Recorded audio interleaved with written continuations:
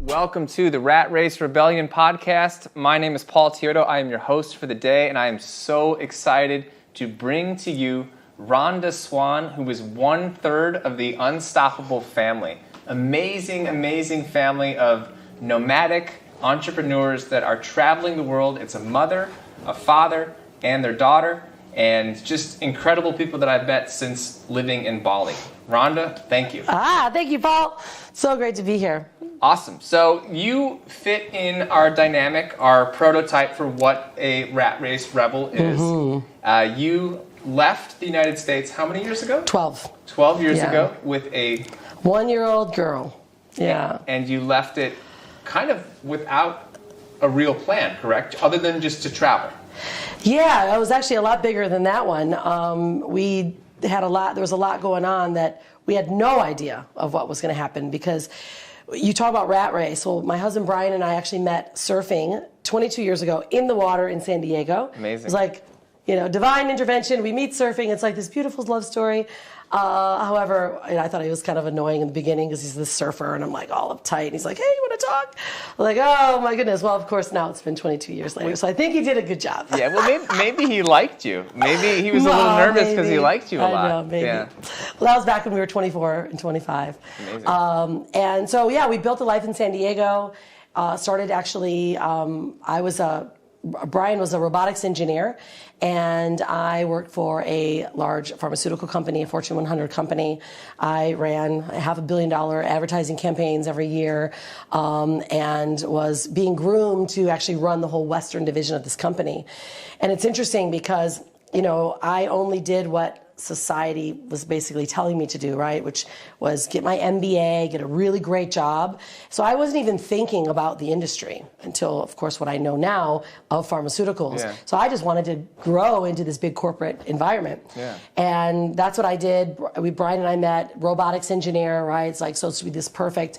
We meet in California, big businesses are, we're growing our company, our jobs are as employees with big companies. Buy our first house, real estate investments. Like, this is in 04, 5, 6. Like, we couldn't lose, right? Big things were starting to happen. Estate. I worked in real estate, actually. You did? In 04, 05, 06, and then I left real estate in 06 right before. Well, you were a smart one. Yeah. Well, we started tapping heavier into it at that time.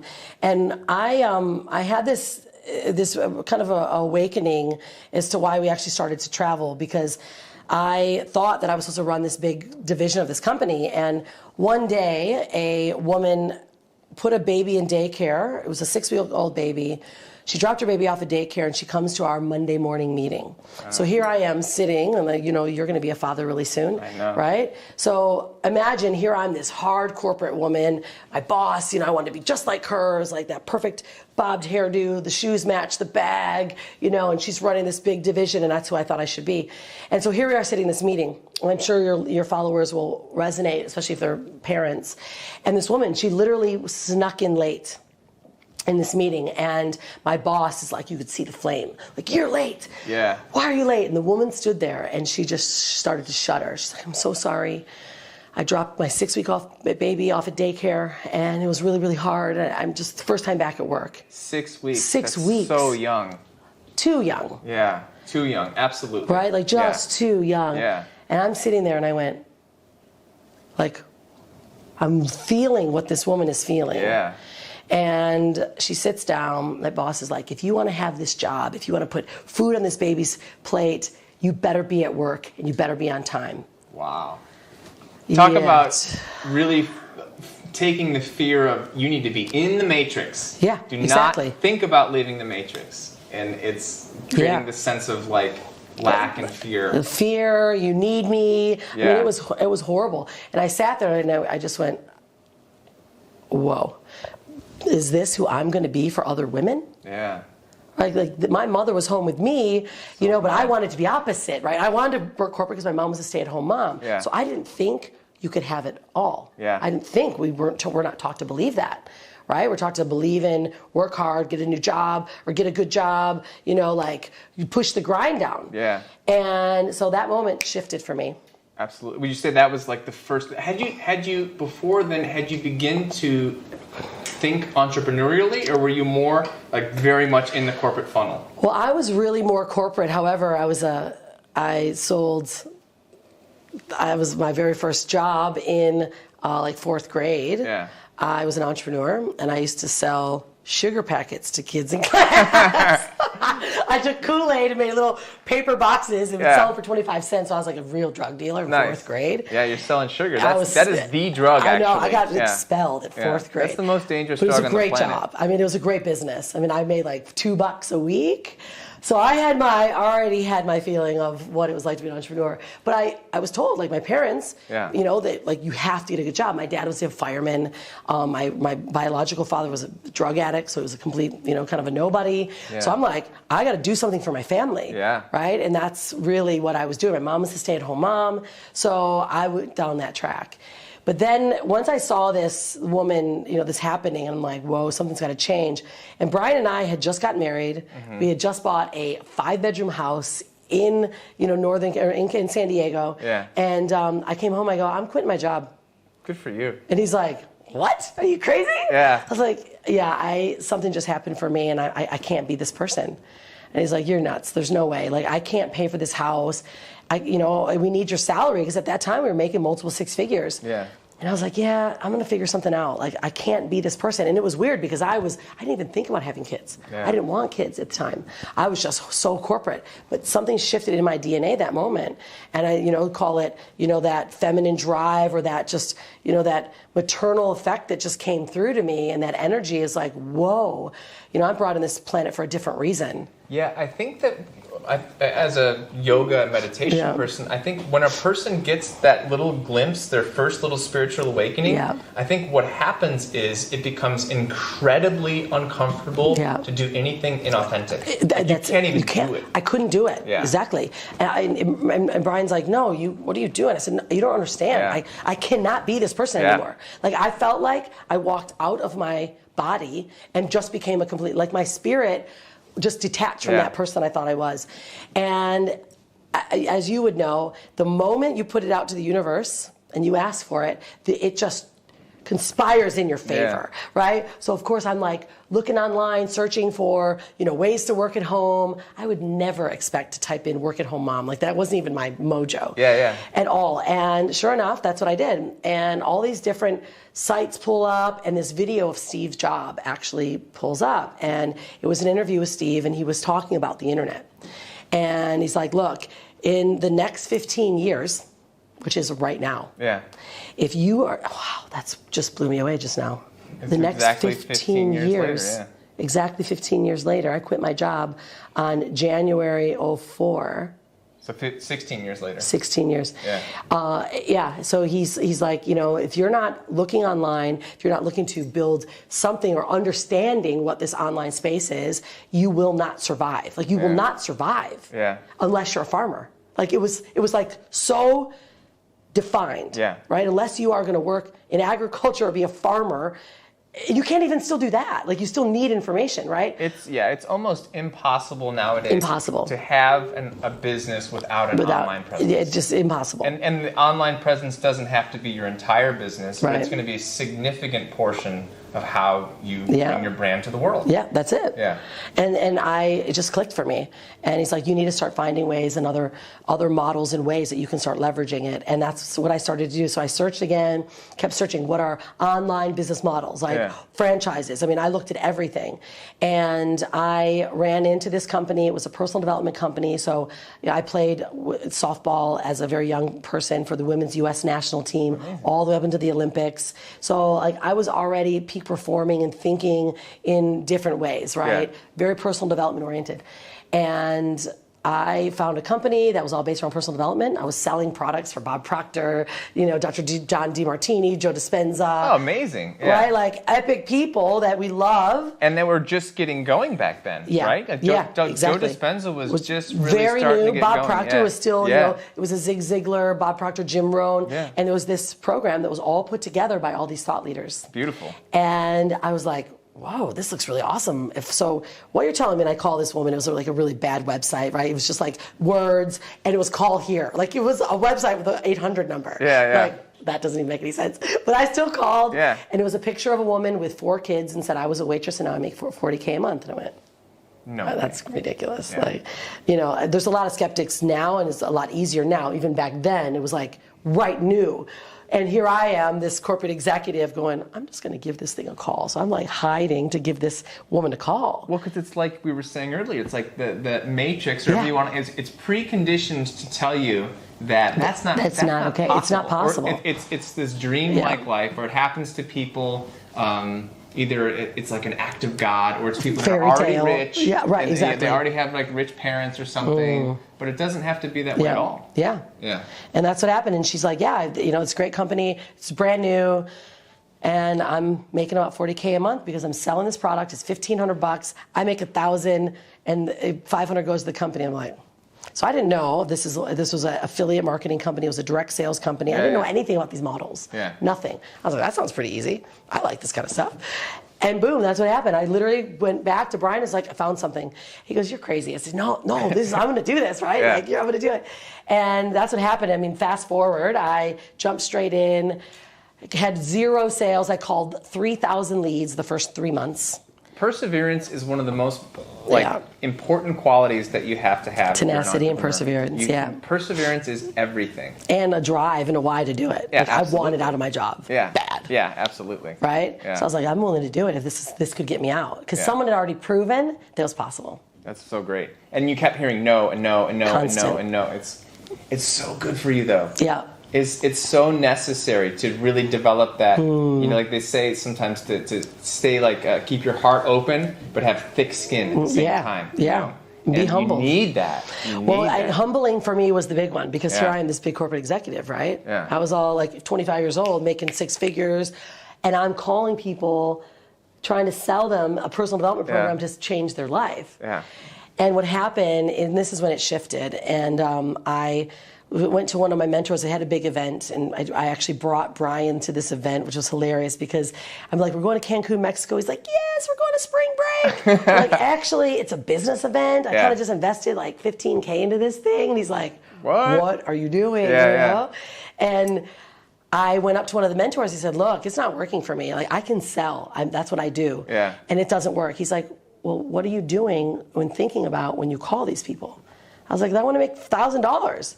He's like, that's your problem. Yeah. You're putting dollar signs on all these people's foreheads. Yeah. There's lives behind this phone. These people want a better life like you want a better life. Yep. Help them get that. That changed everything about what I was doing.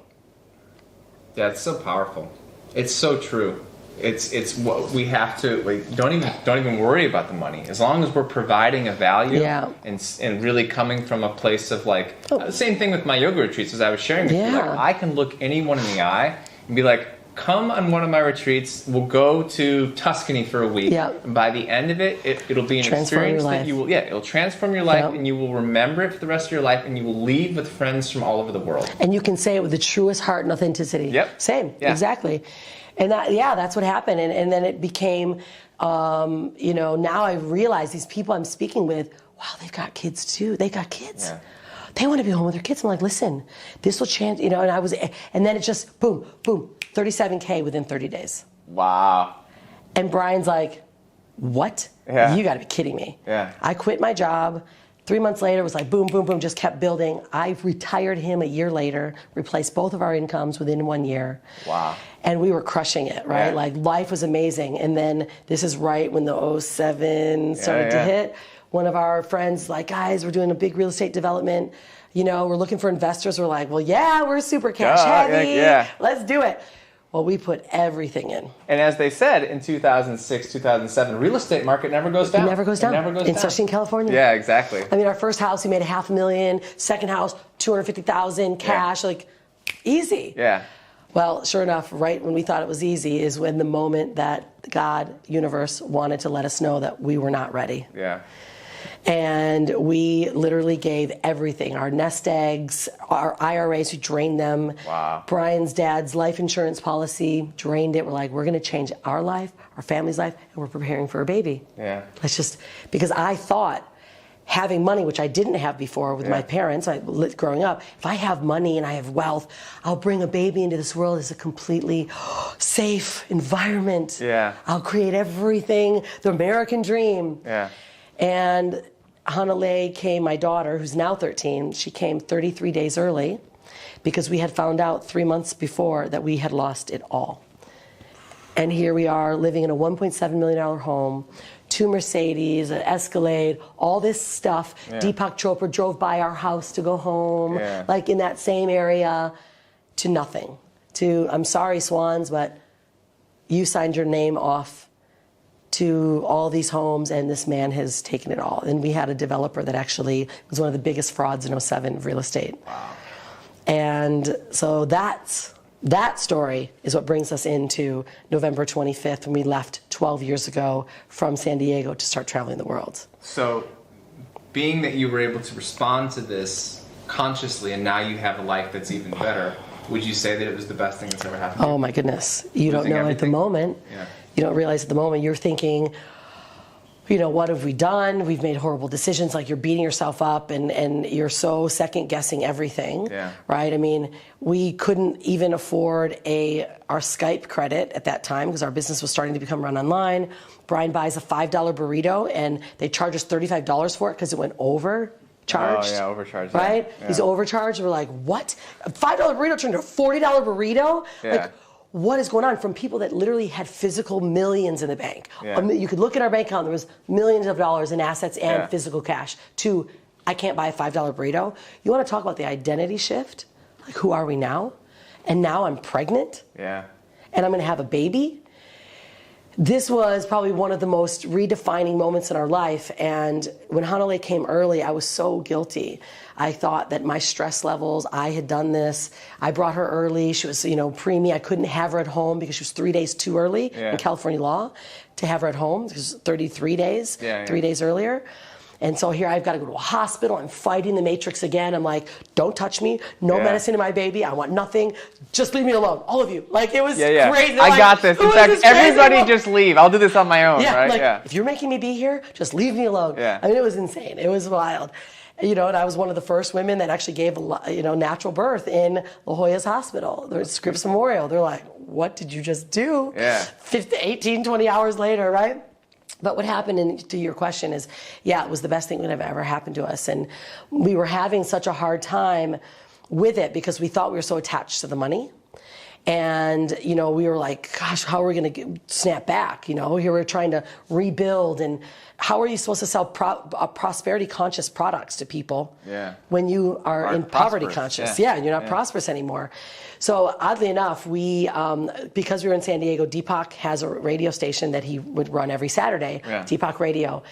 Sure enough, we're sitting there and we're like distraught. We're just wondering what we're going to do. Brand new baby in our hand. I'm looking at her going, I made a vow to you to never put you in daycare. Like, that was my vow. That's why I did this. And we're considering going back and getting jobs. I've got a master's degree. I could pick up 6 figures like this.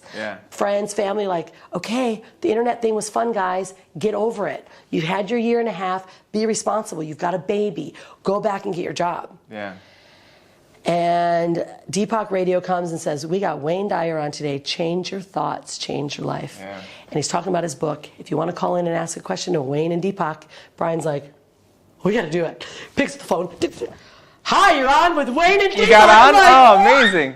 That's we awesome. We have the recording. It's on YouTube. You can look up Unstoppable Family, Deepak Chopra and Wayne Dyer.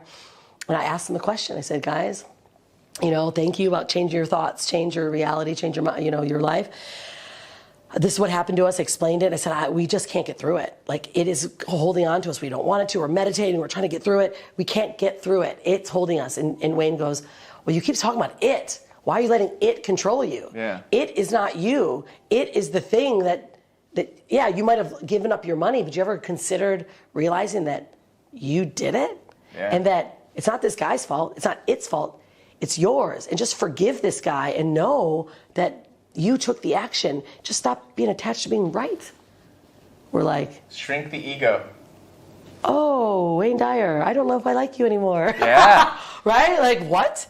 How dare you tell us There's this? a statement, put down the magnifying glass and look in the mirror. That's it. And it's, And I think it's a very common thing for somebody like yourself and Brian, who obviously have a real gift, a real talent, and your talent begins to actualize itself in your early 20s when your ego is still very much in the driver's seat. So when you take that talent with the ego, it's literally going to take you 200 miles an hour straight into a brick wall. That's it. But you still have your talent and your gift, and it sounds like you just had to learn to shift your attitude and also why did this happen? So it's like, how can you repurpose what you're doing to help more people and be more in alignment with your soul? And that's what it was. I mean, when Wayne Dyer said that, we looked at ourselves like, whoa, we are attached to the money. Like, we're attached to all this stuff. Wait a minute. This stuff is not going to make me a better woman or a better mother. The money in my bank account doesn't make me a better person to the world. It doesn't make us better parents. And it was like so humbling, but we realized that we just weren't ready for it. The ego was too aligned with the momentum and the skill that the moment we lost it, we had to look at ourselves. And that's the moment we said, all right, we're going to just let it all go. All of it. None of this stuff, none of it makes us who we are. We fire-sailed everything. Fire-sailed it all. So we had people ransacking our beautiful crystal, all of our stuff. We're like, it's yours. Take it. We left on November 25th, 2008 with $12,862.72 left to our name. Wow, that's even less than I had when I left, and I thought I was a broke yoga teacher. Wow. We thought we were rich, smart parents at that point. Because your alignment, your attitude has shifted. Totally. That's incredible. It was very humbling. It was beautiful, scary still. Hanalei was just under a year old, just a year old. And we left and went directly to Hanalei Bay, Kauai, where she was named after, where we were married. And we started, and we've never turned back. That's amazing. So what were some of the first things that you did to rebuild your confidence and to know that what you were going to build this time was going to be in alignment with who you are, who Brian is, and who your family is? So how did you rebuild that? Well, the first step was getting out of the environment, right? Because we had so many people. Brian's best friend is like, bro, stop it. Just get real. Listen, go back and get your job. Be a man. Like, he's doing this, like, be a man, you have a baby, like all this. So we had to get out of that environment. And, everyone was happy because they're like, we told you so. This internet thing was never going to work anyways. So all that was happening. So the moment that we left, we were just like, okay, no one knows us. So even if ego was trying to get in the way, it couldn't. Because we actually could be who we wanted to be. We could be our true, authentic self. And we just got a little shack by the beach so we could go and surf every day, keep ourselves in a good emotion, and we just in vibration, and we just started to tell our story. And this is when I got really heavy in video, because social media wasn't around when I built my company the first time. Facebook didn't not until public. 2008. 2008. So right when we left, YouTube and Facebook came out. So I was one of the first, and I would do armbar videos every day. Day one of the Unstoppable Family journey. It wasn't Unstoppable Family then, of this journey. And we just started documenting it, and I started being authentic for the first time, telling a truthful story that wasn't contrived or marketing, right? Like, true, authentic story.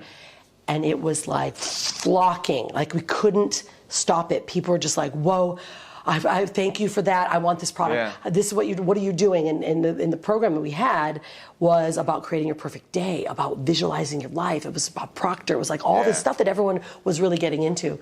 And things just started to really to grow from there. And so that was the first step, right?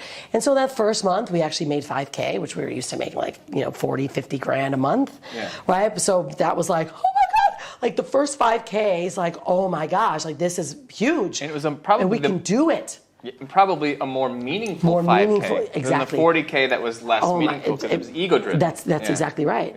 Like, it was so, like, we would do the happy dance. We're like, and on the lay, it was like, yeah, baby, we're doing it. Like, we're not going to get jobs. Like, it was like that. We just knew we were in the right alignment. And that's how we did it. We just kept staying very authentic.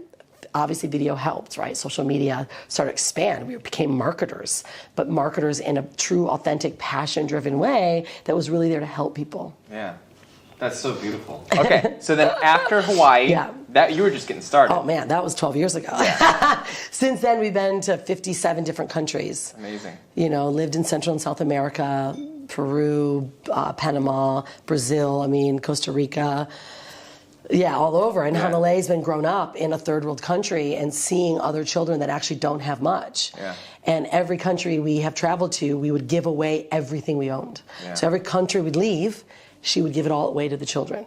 And we would give it all away to the families so that we would just start over with just the one bag. Yeah, start over. Because we knew every time we started over, we were humbled again. Yeah. We had given back. We created this cycle of giving that just out-radiate and blow up our heart. That's so beautiful. And then the next question I was going to ask you is, how do you, now that your business has grown and you're very successful again, how do you not let the ego back in the driver's seat? Because it's always trying to get in the driver's seat, you know? Yeah. But by, again, wiping the slate clean and making sure that you're giving. And I think it's, it's a really beautiful thing that living here in Bali, and it's a third world country, but it's a first world happiness. Yeah. So you see these children walking around and they're so happy and they're playing and they're lively and they smile, and it's just a beautiful reminder that you don't need a lot. You don't need a lot, and unfortunately, that rat race is a very toxic environment. Wow. And there's so many people that are It's because it's all these illusions, right? Everyone's stuck in this illusion and this dogma that they've got to be this person and show up, and everyone's wearing a mask. Yes. And there's so many things that I started to notice that my daughter was going to witness, right? The objectification of the feminine, like the amount of, look at music right now, look at media, the stuff that they do, and girls now on social media are thinking that they're objects, and they're being looked upon that way. Like, this is not how it should be. So in third world countries, you really start to see the soul of people, right? And you know that the happiness comes from pure truth, because they don't have anything more that is misdirecting their attention. And sometimes it's just clutter. Yeah, exactly. Like, it's just your like you said, you were cluttering your life with the Mercedes and the massive house and all of these things that you said, this is me, this is who I am. I'm a person I am the type of person who lives in this type of house and drives this type of car and goes to this golf course, all of these things. Mm-hmm. And I was the same way. Yeah. I bought my Beamer. I was working in real estate, making great money, 6 figures at a very young age, bought a Beamer. I was driving around check me at out. 23. Now we ride motorbikes. Yeah, we're like, yes! Exactly. Yeah. Right? I can totally relate to your stories so much. And the falling flat on my ass and having it be the most meaningful thing that I've ever done. Yeah. And I think, when Leah, my wife, and I, when we moved here, it was the scariest thing I've ever done and the best thing I've ever done. And usually, the best thing we ever do is something that's the hardest, terrifying.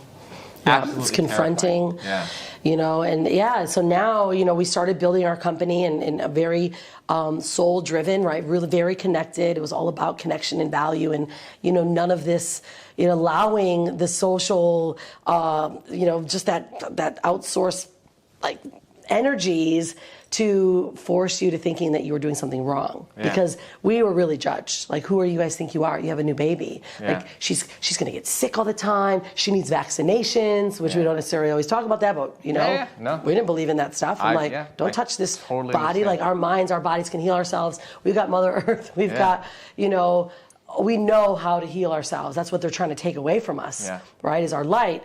And so we were navigating that way, and we were always quite quiet about it, because you speak, when your light worker is navigating through the world doing bigger and greater things, everyone wants to dim your light. Yeah. And Hanale's never been sick. Yeah. Right? He's always, we stayed very connected family. We're very spiritual I have an American Indian heritage background, and so we're very connected to, to not only source, but just being good people. Yeah. Just keeping the goodness. Yeah. And staying humble, which is so key. Yeah. Here's a question. Now that your brand has grown and you're definitely, both of you are influencers, and your daughter's an influencer, the more awareness that your brand has, the more you might be susceptible to criticism. Sure. So how do you balance out not letting negativity affect you, but at the same time staying perceptive enough to be able to listen to constructive criticism, which from somebody that you respect is always necessary. Like we have to remain teachable. Yeah, of course. I mean, so we've got multiple brands. There's 4 of them. Unstoppable Families, like our umbrella. That's the travel brand. That's kind of like the heart and soul of what we do. My agency is Unstoppable Branding Agency, where we work with brands, help them develop soul-driven messages, soul-driven products. I've launched 147 different brands and products in the last 2 years alone. Amazing. Helping clients get published in PR, media, Forbes, Entrepreneur. Brian's got an Unstoppable Surfer, so he's got a beard product. He's doing retreats for surfing men that love their life, love their wife, and want to surf and leave impact. Hanalei is a fashion designer, right? So we've got all this stuff going on. So we get a lot, right, of people like, who do you guys think you are, right? Like, you think you're better than us. And we always use it as a mirror for them, right? To say, I'm really sorry that you're hurt, that, that you don't realize this is an option for you. Yeah. I think that's a lot of times what it really is people are scared and they want, it's like the movie The Pursuit of Happiness. Yeah. When Will Smith to his kids say, when he's like, people can't do something themselves, they want to bring you down and make you think that you can't do it. But really what you're trying to do is tell people, just lift it up, and a life of our dreams is possible. And it's not easy. It's not easy, but the difference is the life of your dreams is what you want it to be. Yeah. And that's the difference. Like, never compare. And that was one thing that was hard in the beginning. Is here we're used to having this epic life, right? That we thought was epic because money was around it. Yeah. And then here we are in Hawaii, and all of a sudden we're having this epic life. And then you start to know people, and then you're like, oh, I can't go to dinner there because we really can't afford it right now. Yeah. Right? So then you start having this. Now the identity is starting to come in again, and then you just have to keep going back and really checking what is important, like who am I? And so that's, I think, what happens to so many people. They would rather not look at the light, and they'd rather just dim it down. And we just stay really open and say, I'm sorry you feel that way. Yeah. We got to choose, and so can you. Yeah. Yeah, and we just get to. I'm going to choose to be happy about your statement right now. Yeah. So keep throwing them at me, and then people don't like that, right? But then they do. Shut up. Or they listen. Or they leave, or they listen, or they stop. Yeah, that's the thing too. Is sometimes you actually crack them open a little bit. You're like, you're right. Maybe this is about me.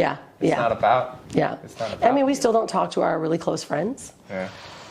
Which is probably just really confronting because we thought that they were kind of shunning us. However, we probably were jerks. Yeah. We probably were. Yeah, because I think I agree. I think in my in my late 20s, early 30s. I definitely had this sense of superiority, where it's like, if you're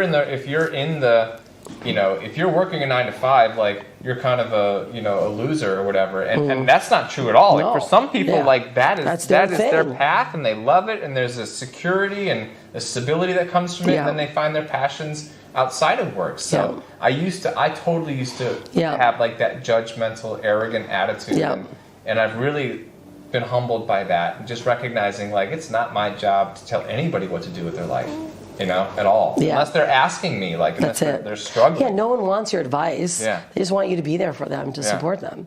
And I think that we probably were jerks back then, right? It was more ego. Yeah. And so they kind of gave that back to us. And now sometimes I think that it's harder for people just to ever then re-accept it, even though you can change. So that's hard a bit for us at times. We're like, gosh, we had such great friendships with people. And but it's okay. That's what life is. Yeah. It's a movie. Absolutely. Some people come in your scene for, one scene. Some come for the whole movie. Yeah. Others come in and out, but it's all a lesson. And that's how we've been able to navigate and with Hanalei, helping her really see, because there are a lot of people that go in and out of our lives, especially when you travel. Yeah. But it means make meaningful relationships and meaningful connections right now. Absolutely. And it's such a gift to be able to say, like, after you've lived the life that you've lived, and I've been to 32, 33 countries, so I know what that's like. Yeah.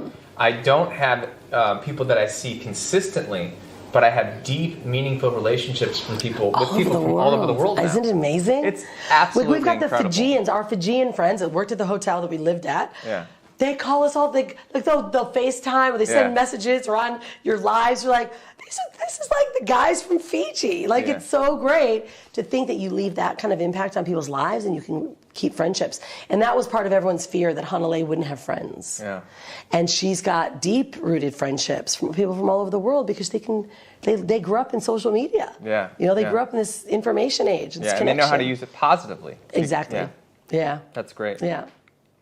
So maintaining these meaningful relationships with people all over the world, would you say that one of the greatest gifts that it's given your daughter is being exposed to people from different cultures has such a positive impact on reducing ignorance, prejudice, racism? It's like, for me, it's like, I live in an Asian country. We live in a Muslim country. People have like very ignorant ideas about like what Islam is. They think it's this dangerous thing, and then you go to like Indonesia, Malaysia, Singapore, areas where there's lots of Muslims. I've been to Egypt. I've been to Dubai. All over. Yeah, the level of respect and kindness that I've been treated with, and Hanalei, she didn't even really understand that there was different races. Her Uncle Jabril, she would go, when am I going to be as tan as Uncle Jabril? Right? He's, from Kenya, dark as can be, right? And she's known him for all her life. And so, I think that kids, they don't see, we put these impressions on them that, black people are bad, Muslims are dangerous. Like, that's all just what's put on by society. But when a child lives it, and they don't learn through a textbook or learn through the news or learn from influences from their family or limiting beliefs from others, they just see it for what it is. And she really doesn't see race. She's always been a minority. She's been a minority all her life. She's a white, blonde-eyed, blonde hair, blue-eyed girl in third world countries all her life. That's such a great point. Yeah.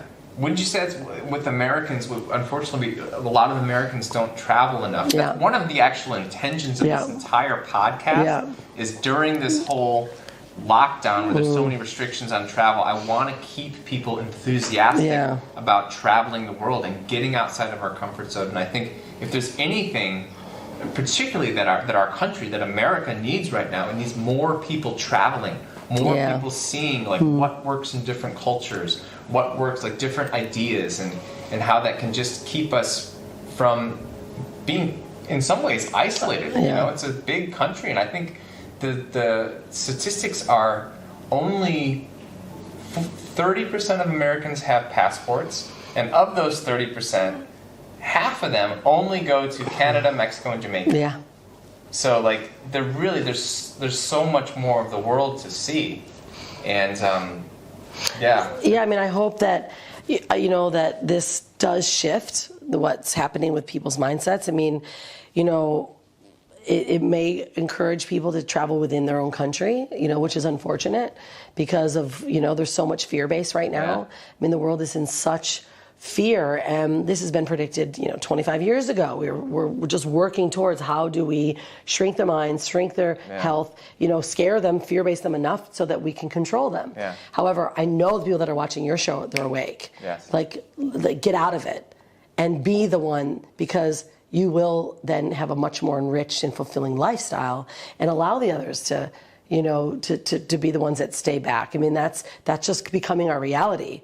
And we are going to have a shift, I believe, on this planet with those that are more self-aware, they're more self-actualized. And we're realizing now, if we don't get our mind out of that gutter and, and out of the media, we will get, it's just a matter of time. It's like locking someone up in in a cell that's got a very strong mind. You're eventually going to get worn down. So we've got to constantly be aware and battling that and staying out, staying light and lifting. And I think that's what's going to shift the consciousness. I mean, so many more people are becoming more aware of the garbage that's happening, because the illusions are now, it's like the matrix is glitching. Because we keep seeing it. Keep showing up in politics. Keep showing up here. Showing up. It's like, see you. I know you're there. So now we then are getting the power back. Absolutely. And I really hope that those that are aware of that will start to travel and see the world as it is, and know that all this, this fake illusion about these other countries is really not real at all. Exactly. None of it's real. It's so... These are human beings with babies. Yeah. Right? Women that are giving birth and that are praying to Mother Earth and are creating goodness around their family. They don't want to hurt you. Yeah. You know? Yeah, people always say, like, is it, like when everything started locking down, like, you better come home. I'm like, are you kidding me? Do you have any idea? Like, how, just for the record, yeah. Detroit, Michigan? Yeah, how safe do you feel in Bali? I feel so safe. Oh, my goodness. Yeah. Like, it really hasn't shifted much for us. Yeah. Really hasn't. It's just such a beautiful thing to be and to recognize, like, so many other cultures that we're taught to be, like, be afraid. You're in, like, all these areas and it's not safe, or don't travel here, and then you go there, like the Philippines. I went to the Philippines. I felt so oh my goodness, amazing, beautiful people. Yeah, it's unfortunate, but it's nice that we can use these platforms to kind of break apart that show ignorance. People. Yeah. Cool. So let's talk about just specifically, because I know you're really passionate about this. If somebody comes to you, and let's say they have a brand that they've been working on for a few years, and it's slightly profitable, I think really that's kind of what you do, is you help them go to the next level, correct? Yeah. I mean, my tagline, if you will, is we create sexy brands and turn them into profit-making machines. Amazing. Yeah, I know how to find hidden profit pockets, whether it's in a sales process or in their sales, their products, like whether they either need to productize their knowledge, they need to monetize better, create automation, how do they expand? So that's really what I do best, is help people see what they're doing and then expand on it. And then once they've now elevated not only the brand image, message, and strategy, so I'm really about positioning, right? Positioning the brand as the expert, go from being the world's best kept secret and the world's known expert. And that means people have to start doing things a little bit differently, right? They have to show up differently. The message have to be clear and clean. And then, of course, we put them into PR. Amazing. So then the world gets to see it in a bigger light. And what would you say is the most common limiting belief that you see with somebody that comes to you? There's probably like one thing that usually sticks out. Most people think that we always say, change your price point. Right? Stop working for the masses and work for the ones that truly can really benefit from your work. But that also means increasing your value. Increasing your value, increasing your price points. And they usually don't believe that someone would pay it. Right? So a lot of people are undervaluing themselves. Amazing. Yeah. That's beautiful. Awesome. Okay. Well, let's talk about anything that you have in your pipeline, anything coming up that you'd like to share with us. How can people stay in touch with you? It's really easy to find me. I mean, social media is part of my business card, right? Instagram, I provide a lot of free content consistently on Instagram about brand development, being in PR, elevating your brands under Rhonda Swan. And Facebook is under Unstoppable Branding Agency. So it's really easy to find us. You can search Unstoppable Family and all of that will pull up as well. But we are working on, right now, I'm writing a book called The DNA of the Feminine Leader. Beautiful. Yeah, Designed to Lead, it's called. It's an anthology with 25 women telling their stories of not only what they've gone through, but how they see feminine leadership, not of just female leadership, but the feminine energy of leadership, and how it's going to change the platform of where the world is going, and why now more empathy and compassion needs to come in. It's like I'm almost calling it like the goodness, her name just slipped my mind. The Princess Diana effect. Wow. Okay. Right, and in how she treated and the kindness that she gave is really where the world needs to go. And if we're going to shift, we need to lean more heavily now on our feminine side and really start treating and loving the earth and those around us and treating business like that. And we can actually be incredibly prosperous without having to destroy the planet. Without having to work to the point where we're all needing, about to go crazy, needing therapy and medication in order to get by. That's it. Learn to eat healthy, learn to eat in a way that respects the environment. Like, there's so many ways that we can do that. Yeah, so that's really exciting. That book is going to be coming out early in 2021. And, our family's just constantly providing higher levels of value that we can, showcase and show people what we're doing next. We are doing a concert series here in Bali. We just launched a new foundation called the Royal Family Foundation here in Bali, which is initiative to help rebuild the palaces so that they can create a sustainable living for them, because the palaces here and the royal families are not wealthy like we would expect them to be, right? The government really takes over. So we're helping them, bringing more people into the culture and helping preserve their culture, teaching the kids about plastic and removing things from this beautiful island. So that's been a lot of my work here, especially while we're locked in, we're not traveling. Why not help more people? And that's what we've been really working on consistently.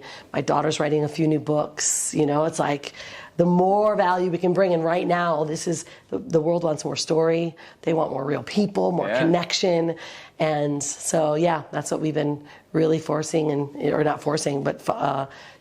through with and focusing on. That's beautiful. What comes to me right now is the Dalai Lama said, "The world will be saved by the Western woman." And here you are, helping all these women just go out and trailblaze and be a part of some sort of a new, beautiful world. When they say, I was talking to you about this before, that the Chinese symbol for crisis it's two symbols. It's danger and opportunity. And right now we're at a moment of just massive opportunity for the planet. I think we have to prepare ourselves for it internally first before it can manifest itself externally. Yeah. Cool. Well, thank you so much. This has been such an honor having you. Please check out the Unstoppable family, Rhonda Swan, Brian Swan, and Hanalei Swan. They are incredible human beings. Have a beautiful day, everybody. Thank you for listening. The Rat Race Rebellion podcast. My name is Paul Teodo. Thanks.